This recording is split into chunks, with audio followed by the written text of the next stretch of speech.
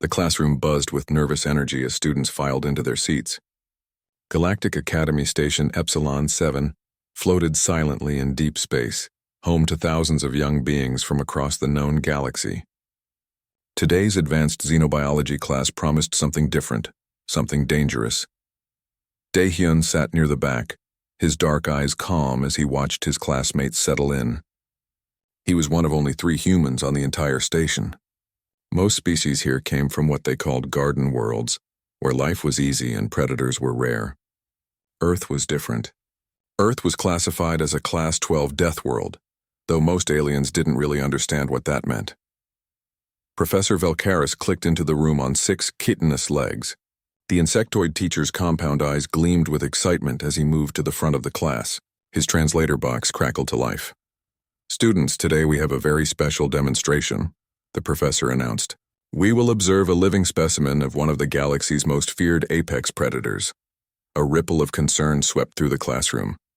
Tivron, a tall reptilian student from a high-gravity world, leaned back in his chair with a smirk. "Feared by whom, Professor? Surely not by advanced species like ourselves." Professor Velkaris's antennae twitched with something like amusement. "Even your people avoid the Korval hunters, Tivron. These creatures have never been domesticated. They track prey across star systems. Their hide can deflect most standard weapons. Their blood is acidic enough to melt through ship hulls." The classroom went quiet. Even Tivron's smirk faded slightly.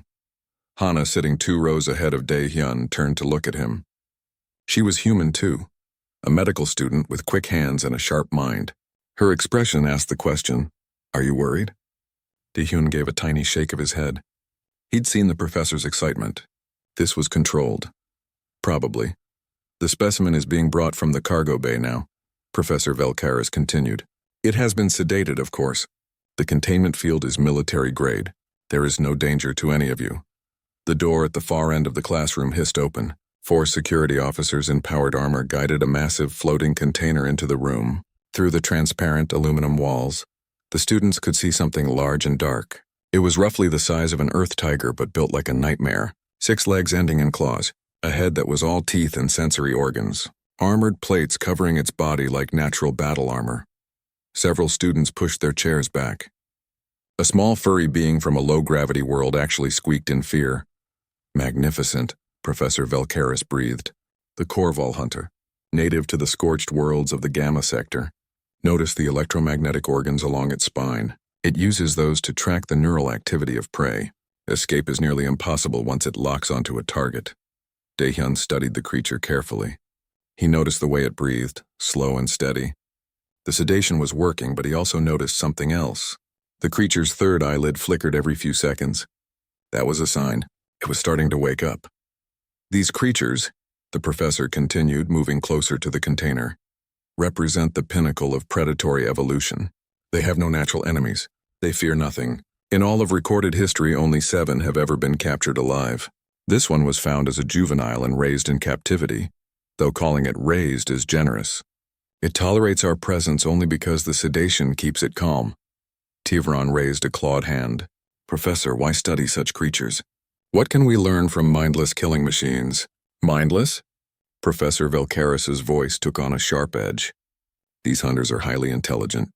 They solve problems. They learn. They remember. That is what makes them so dangerous. A mindless beast is predictable.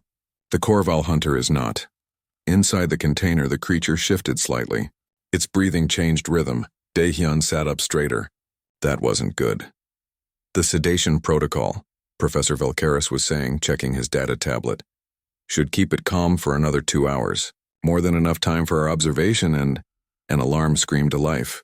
The container's control panel flashed red. Inside, the Korval hunter's eyes snapped open, all 6 of them glowing with predatory intelligence. "Impossible," Professor Velkaris stammered. "The sedation should..." The creature slammed against the container wall. The transparent aluminum cracked. Chaos erupted. Students scrambled from their seats, pushing toward the exits. The security officers raised their weapons, but they were clearly unprepared. This wasn't supposed to happen. The hunter struck again. The crack in the container spread like a spider web. Everyone remained calm. Professor Velkaris shouted, but his own voice trembled. "The containment field will..." The field flickered. The electromagnetic pulses from the hunter's spine were disrupting it.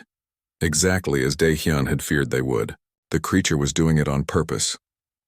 "It's adapting," Dae-hyun said quietly, but no one heard him over the panic.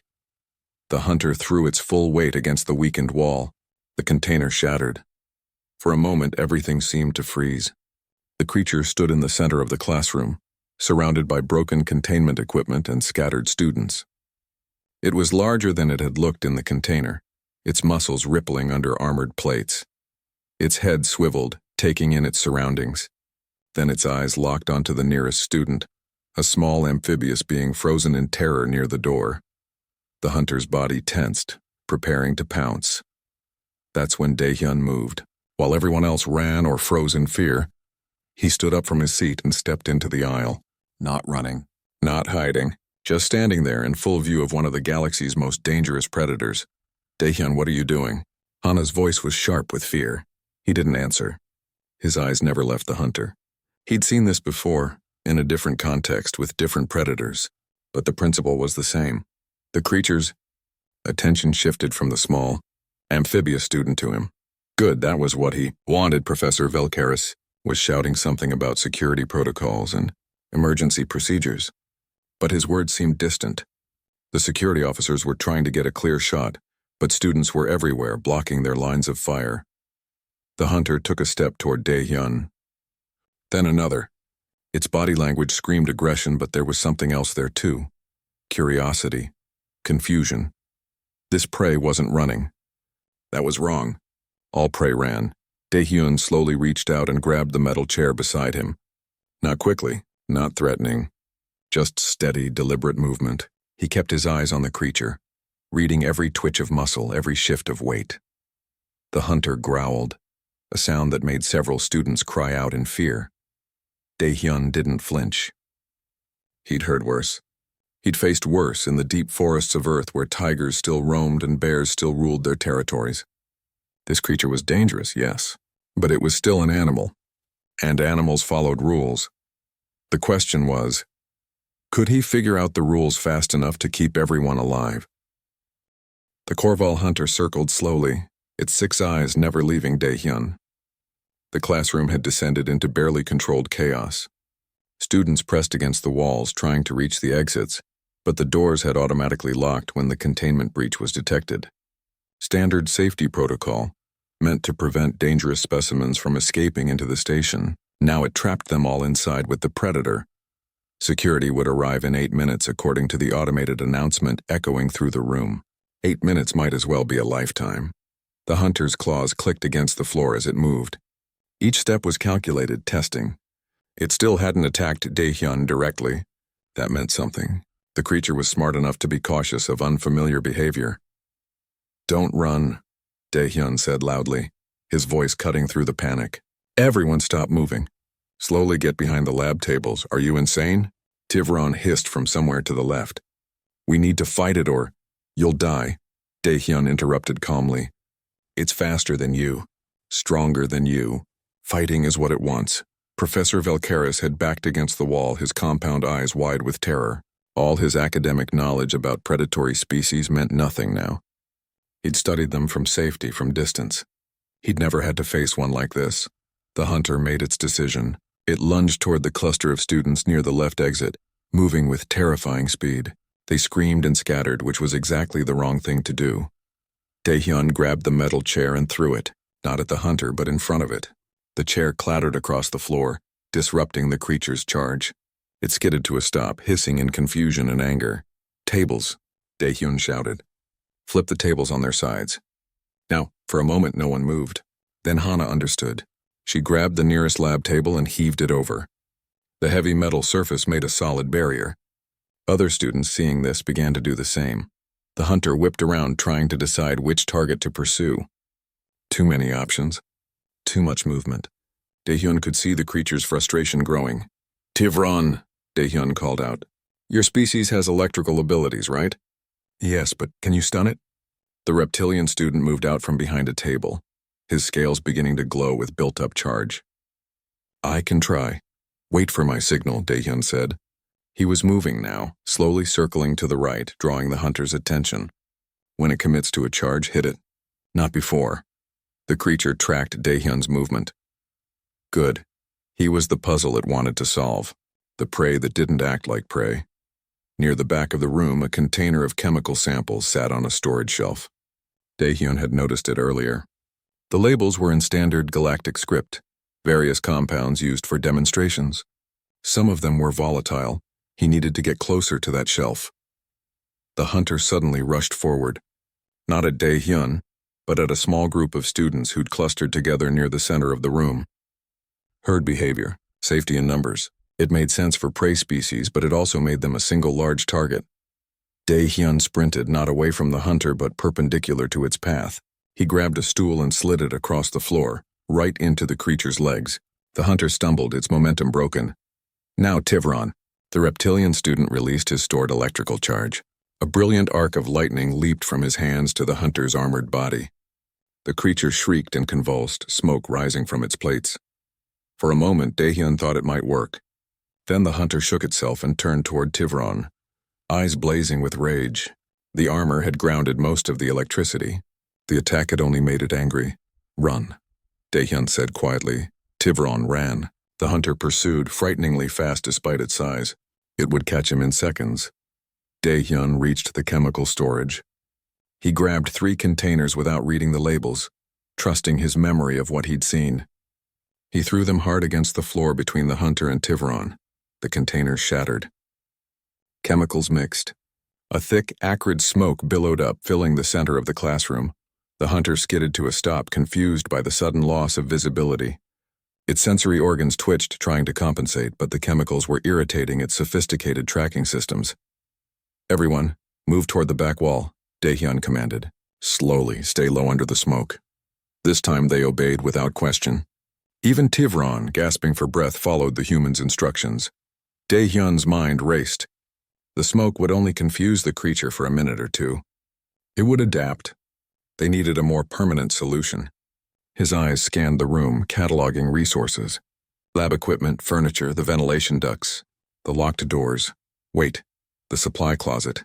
Every lab had one, a reinforced room for storing dangerous materials.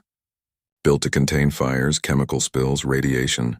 The door was solid metal designed to seal automatically in emergencies. Hana, Daehyun called softly. The supply closet. Can you get the door open?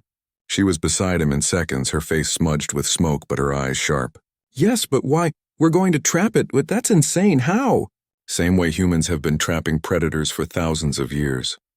We bait it, Hana stared at him. With what? With me? Absolutely not. It works, or we wait for security and hope no one dies in the next 7 minutes. Daehyun grabbed her shoulder. I've done this before. Different predator, same principle. Trust me. The smoke was beginning to clear. Through the haze, they could see the hunter's shadow prowling, searching. Hana took a breath, then nodded. She ran to the supply closet and overrode the lock with her student access code. The heavy door swung open. Daehyun moved to the professor's desk and grabbed the bag of synthetic meat samples used for dissection demonstrations. The smell was strong, designed to mimic fresh prey. He scattered pieces in a trail leading from the center of the room toward the supply closet. Then he took the largest piece and threw it inside the closet, deep into the back corner. Everyone get behind the overturned tables, Daehyun ordered. Don't move. Don't make a sound. The smoke cleared completely. The hunter emerged, shaking its head, eyes scanning for prey. Its nostrils flared, catching the scent of the meat. Daehyun stood in the open between the hunter and the trail of food. He made eye contact with the creature. Then, deliberately, he took a step backward toward the supply closet. The hunter's body tensed. This prey was retreating. Finally, behavior it understood. Daehyun took another step back. The hunter advanced. Its eyes flicked to the meat on the floor, then back to him. That's right, Daehyun whispered. Easy meal. Wounded prey running to hide. He moved faster now, backing through the doorway of the supply closet. The hunter followed, its focus narrowing. The scent of meat was overwhelming here. Its predatory instincts screamed that this was a cornered prey in its den. Daehyun pressed himself against the side wall just inside the doorway. The hunter entered the closet, moving toward the meat at the back. The moment the creature was fully inside, Daehyun lunged for the door. His hand slammed the emergency close button. The heavy metal door began to swing shut. The hunter realized the trap a second too late. It spun, charging back toward the door, but Daehyun had already rolled out. The door sealed with a definitive thunk. Magnetic locks engaged with a series of solid clicks. From inside the closet came a shriek of rage. The door shuddered as the hunter threw itself against it, but the reinforced metal held. The classroom was silent except for the muffled sounds of the trapped predator. Then slowly everyone began to breathe again. Security burst through the main doors 30 seconds later, weapons ready. They found a classroom full of shocked students, one calm human, and an apex predator secured in a supply closet. The security commander stared at Daehyun. How? Daehyun shrugged, his heart finally beginning to slow down. I asked nicely. The station's security office was cramped and sterile, filled with holographic displays and blinking monitors. Daehyun sat in an uncomfortable chair designed for a species with a different body structure, waiting. Around him, officers moved with nervous efficiency, still processing what had happened in the classroom.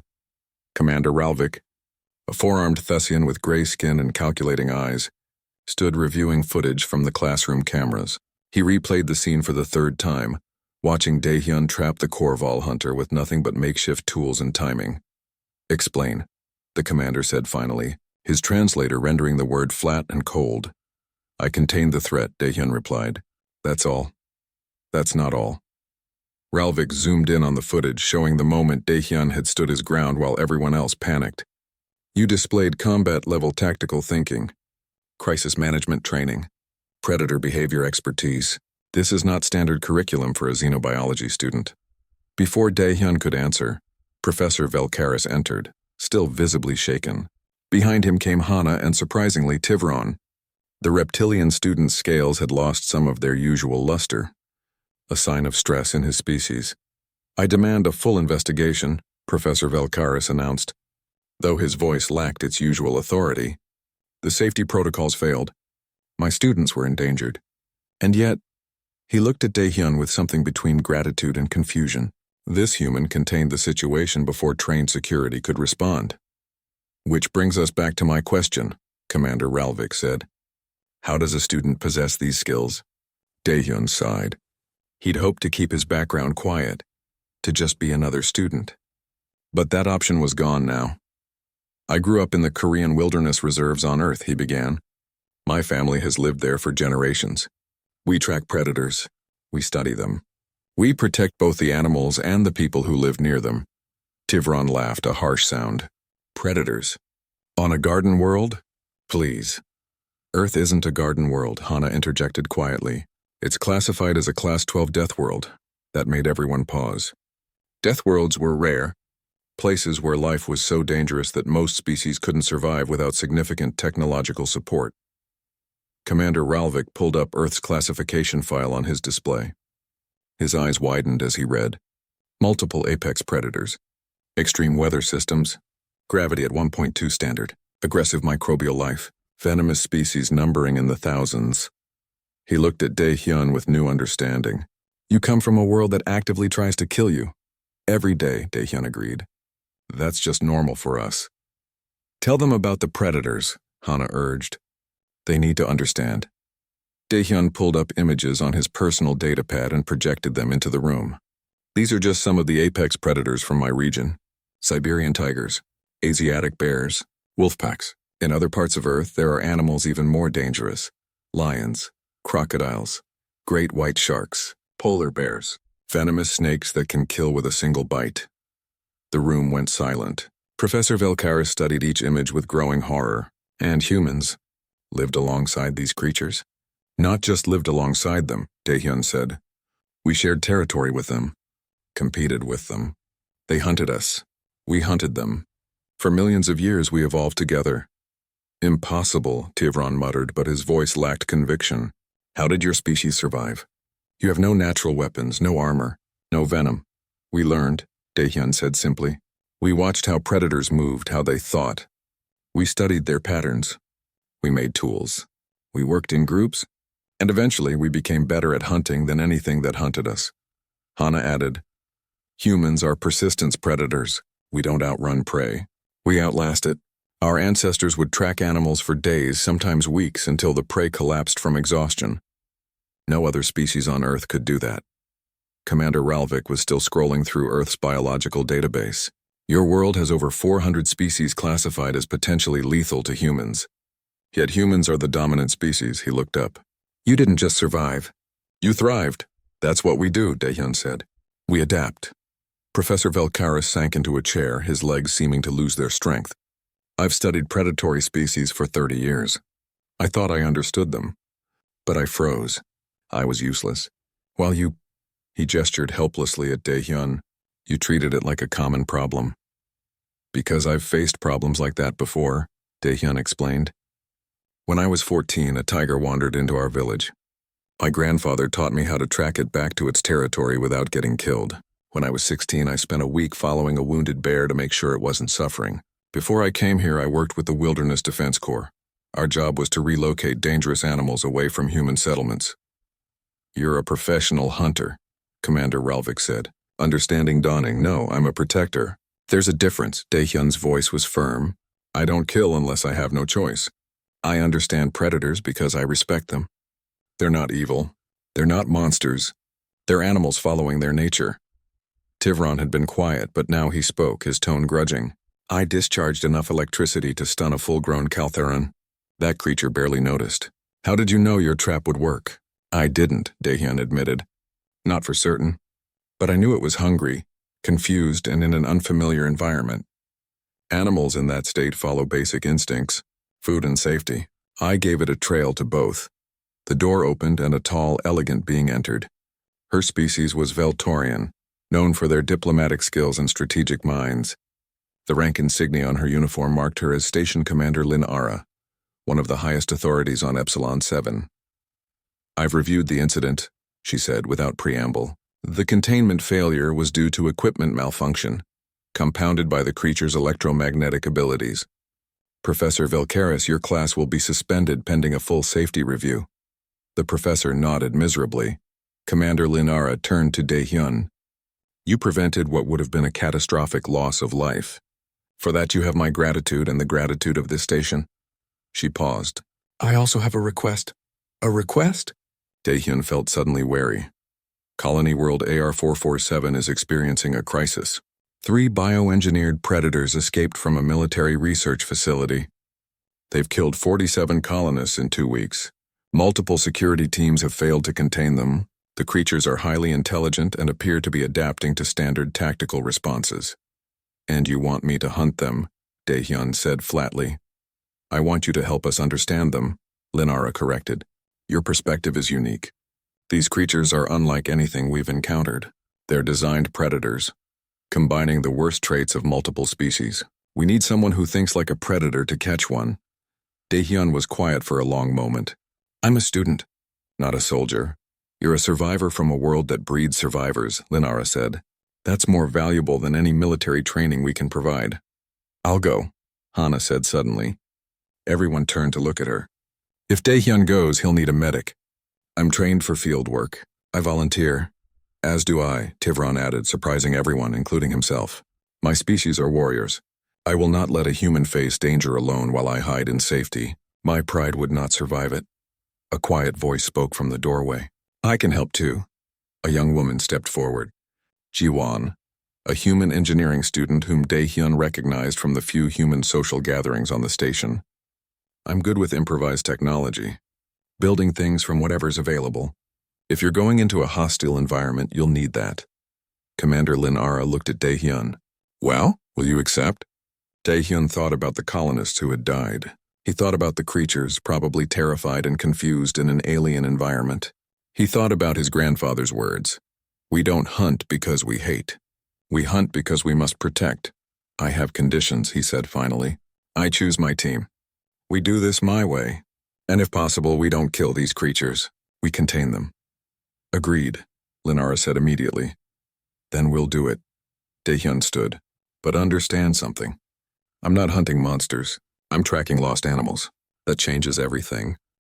The transport ship descended through Colony World AR-447's atmosphere in silence. Daehyun watched through the viewport as endless forest spread below them.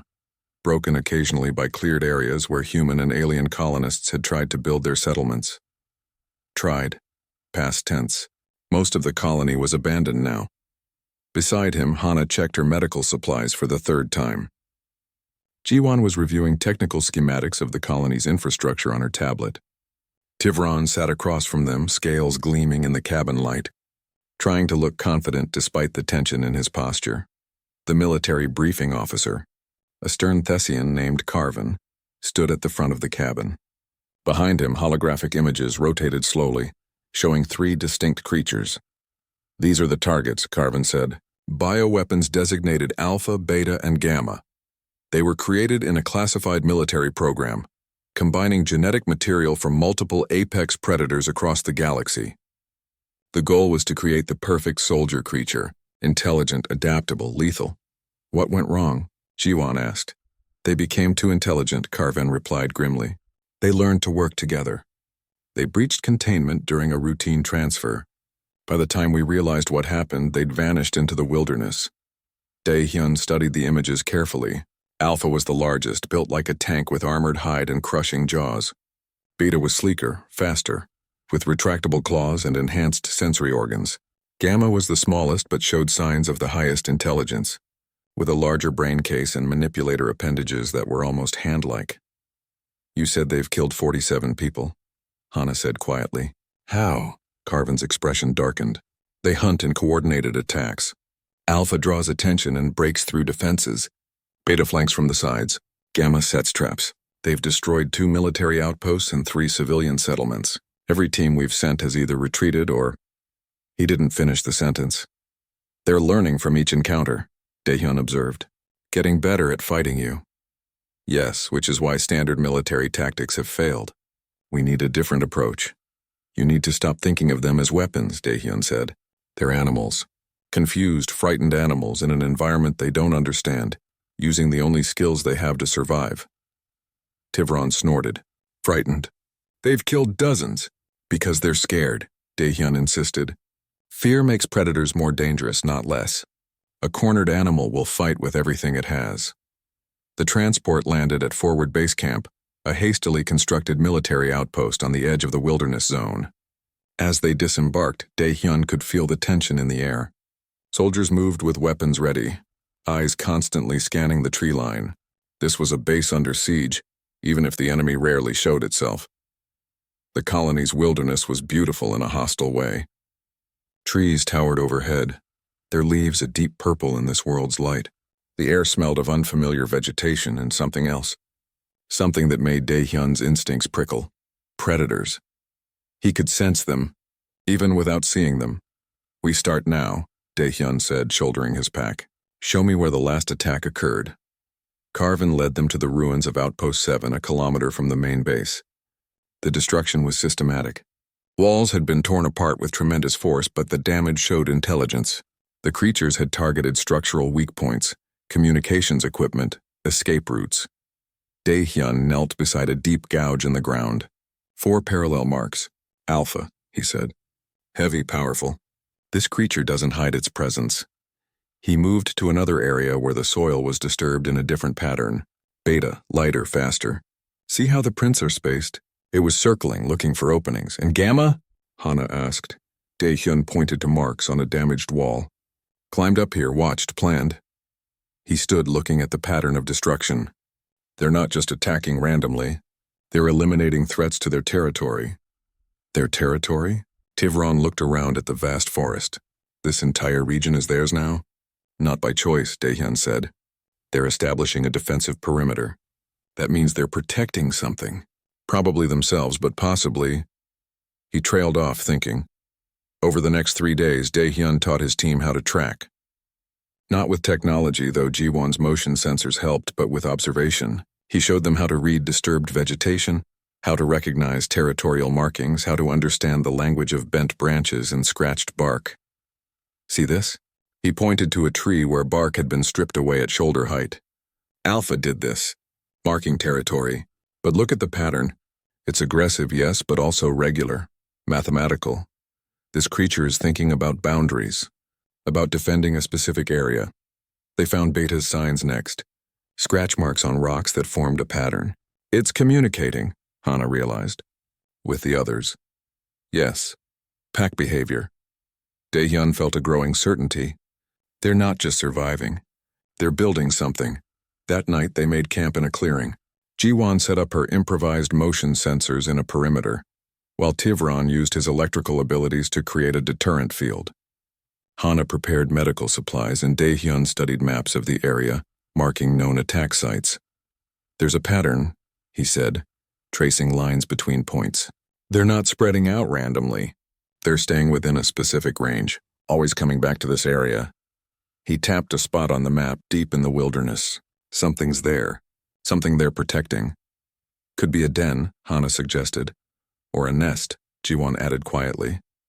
They all looked at each other as the implication sank in. If the creatures had established a nest, that changed everything. The attack came on the fourth night. Jiwon's sensors screamed a warning seconds before Beta crashed through the perimeter. The creature was terrifying in motion, all sleek muscle and gleaming claws. It moved faster than seemed possible for something its size. Tivron reacted instantly, discharging electricity. This time, he aimed for the ground in front of the creature rather than at it directly. The electrical field created a barrier that Beta skidded to avoid. North side, Hana shouted Alpha was coming, a living battering ram charging through the trees. Jiwon deployed a device she'd built from spare parts. A sonic emitter that produced a frequency painful to most predators. Alpha faltered, shaking its massive head. But Gamma was the real threat. Daehyun spotted it in the trees above, watching, calculating. Their eyes met and Daehyun saw intelligence there, real understanding. This creature knew they were the hunters now, and it was planning. They're testing us, Daehyun said calmly, learning our capabilities. Everyone defensive positions, but don't pursue. Let them observe. Are you insane? Tivron demanded, but he held his position. The creatures circled the camp for 10 minutes, probing defenses, watching reactions. Then as suddenly as they'd appeared, they withdrew into the darkness. Why didn't they press the attack? Hana asked, breathing hard. Because they got what they came for, Daehyun replied. Information. They know what we can do now. They know we're not like the other humans who came here. So what happens next? Jiwon asked. Daehyun looked toward the dark forest where the creatures had vanished. Now they know we're a threat to whatever they're protecting, which means they'll come for us with everything they have. Good, Tivron growled. Let them come. No, Daehyun said quietly. Because now I know where they'll lead us. To whatever they're willing to die to protect. And that's where we'll find our answer. He looked at his team, seeing the fear and determination in their eyes. They were learning just as the creatures were learning. The question was who would adapt faster. In the darkness, something howled. Not a mindless sound, but a call. A warning. A challenge. The hunt was truly beginning. Dawn broke over the wilderness with purple-tinted light filtering through the canopy. Daehyun sat at the edge of camp watching the forest wake. He'd barely slept, his mind working through everything they'd learned. The pieces were finally coming together. You figured it out, didn't you? Hana approached with 2 cups of bitter camp coffee. She handed one to him and sat down. They're parents, Daehyun said simply. Everything makes sense if they're protecting offspring. The territorial behavior. The systematic elimination of threats. The way they keep returning to that central area. He pulled up the map on his tablet. This isn't random aggression. It's defensive behavior.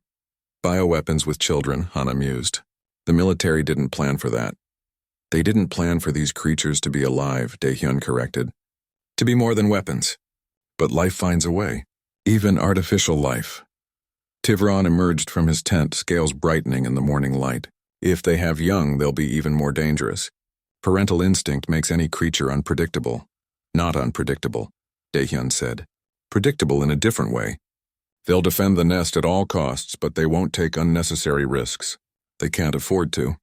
The young need protection. Jiwon joined them, already working on her tablet. I've been analyzing the attack patterns overnight. Daehyun's right. Every attack has been either defensive or resource gathering. They're not hunting for sport. They're surviving. So what's our move? Tivron asked. Daehyun stood. We go to the nest. But not to attack. To communicate. Communicate. Tivron's scales flashed with disbelief. They're killers! They're survivors, Daehyun corrected. Just like us. And if I'm right, we can end this without anyone else dying. The trek to the central zone took 6 hours. Taehyun moved slowly, deliberately leaving obvious signs of their passage. He wanted the creatures to know they were coming. No ambushes. No surprises. Jiwon deployed her sensors as they went, creating a network that would warn them of approaching threats. Hana kept medical supplies ready. Tivron maintained a low electrical charge, not aggressive but prepared. They found the nest in a canyon hidden behind a waterfall. The location was perfect from a defensive standpoint, with only one approach that could be easily monitored. As they neared, Daehyun raised his hand, stopping the group. "From here I go alone," he said. "Absolutely not," Hana protested. "If we all approach, they'll see it as an attack. One person, unarmed, moving slowly, that's different." Daehyun removed his weapons, even his utility knife. "If something goes wrong, retreat to the secondary camp. Don't try to rescue me." "This is foolish," Tivron said, but there was respect in his voice. Daehyun approached the canyon alone. Every instinct screamed at him to be cautious, but he forced himself to move openly, predictably. He'd done this before with Earth predators, though never with creatures quite like these. Gamma appeared first, dropping from the rocks above to land in his path. Up close, the creature was even more impressive. Intelligent eyes studied him with clear calculation. Those almost hand-like appendages could tear him apart in seconds. Daehyun didn't run. He didn't reach for weapons he no longer carried. He simply sat down on the ground, making himself smaller, less threatening. "I know you understand me," he said calmly. Maybe not the words, but the tone. The intent.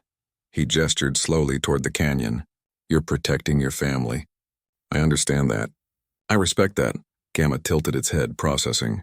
Then Beta emerged from concealment on the left and Alpha from the right, surrounded. In nature, this is when prey died. But Daehyun had learned something over the past few days. These creatures weren't just predators. They were parents. And parents of intelligent species could sometimes be reasoned with. "You've been killing to protect your young," he continued. "But you can't win this way. More humans will come. More weapons. Eventually they'll kill you and your children will die too."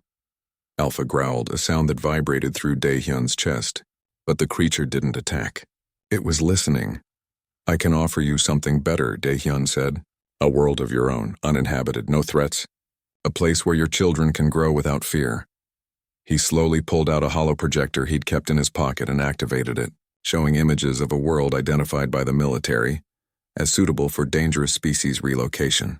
No humans, no settlements, just you and your family. The creatures looked at the images, then at each other. Some kind of communication passed between them, beyond Daehyun's understanding. Gamma approached closer, close enough to kill, close enough to see Daehyun's eyes, to read the sincerity there. The creature's intelligence was evident in every movement, every calculated decision. Then it did something unexpected. It moved aside, gesturing toward the canyon with one appendage. An invitation. Daehyun stood slowly and followed. Behind the waterfall was a cave, and in that cave was a nest. 6 eggs, each the size of Daehyun's torso, arranged carefully in a bed of soft vegetation. The creatures had built this with care, with love even. All 3 creatures positioned themselves between Daehyun and the eggs, protective but not aggressive. They were showing him their vulnerability, their reason for fighting. This was trust of a sort. "I understand," Daehyun said softly. "I'll help you. I promise." The extraction took 2 days to arrange.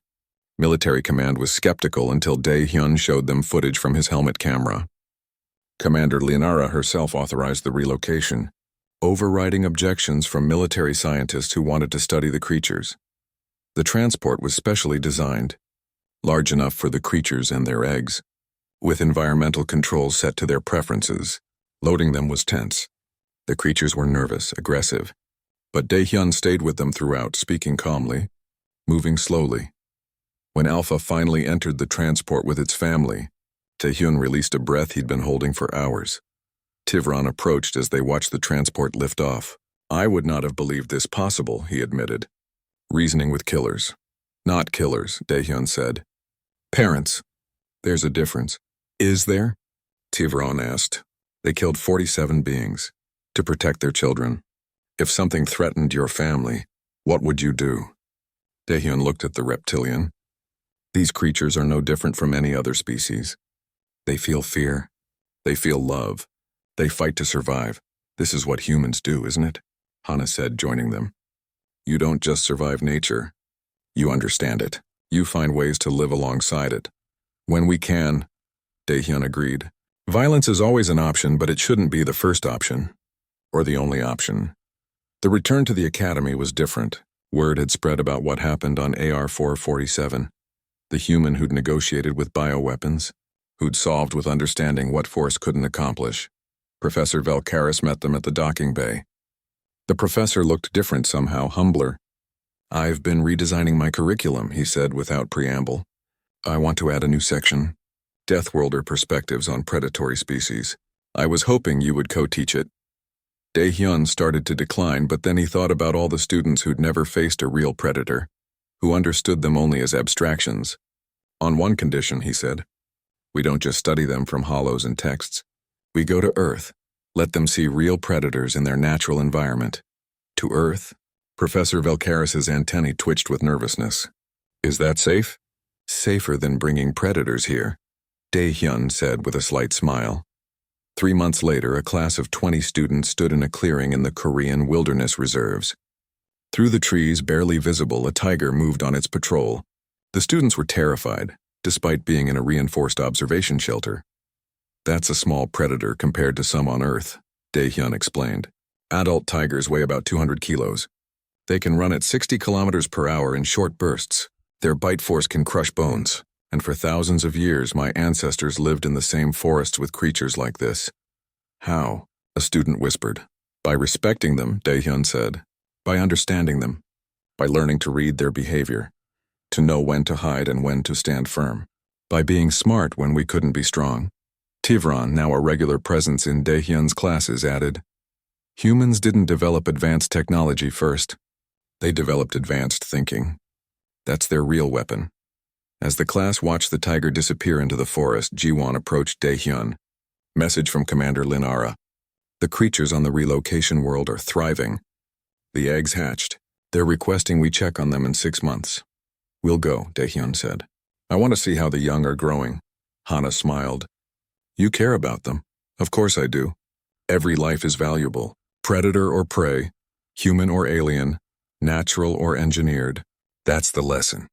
That's what Earth taught us over millions of years of evolution. As they walked back to the transport, one of the students asked, Teacher Daehyun, what makes humans special? Why could you do what others couldn't? Daehyun paused, looking back at the forest where predators still roamed, where his ancestors had learned to survive against impossible odds. Nothing makes us special, he said finally. And everything. We're not the strongest. We're not the fastest. We're not the toughest. But we learn. We adapt, we endure. And we never ever give up. He smiled at the mixed group of students representing dozens of species from across the galaxy.